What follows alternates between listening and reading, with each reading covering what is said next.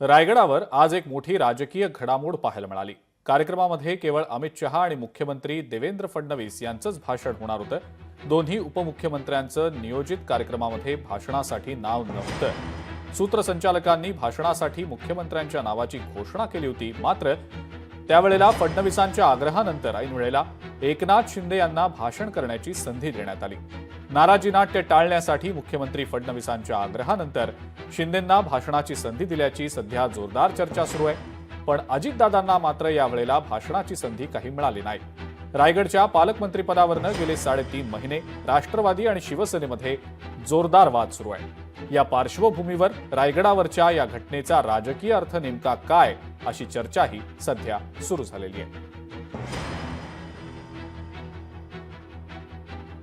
आज का नया भारत छत्रपति शिवराय का जय जयकार करने वाला है। दुश्मन के मुल्क में घुस के मारेंगे ऐसा कहने वाला है। आणि म्हणून देशाच्या सीमेवर जे कोणी पूर्वी शरारत करत होते, आता ते सगळे चुपचाप बिळात बसलेले आहेत। आणि त्याचं एकमेव कारण आपले कणखर गृहमंत्री अमित भाई शाह आणि या देशाचे प्रधानमंत्री नरेंद्र मोदी जी। लोकशाही मराठी ऐका, पहा, जागरूक रहा।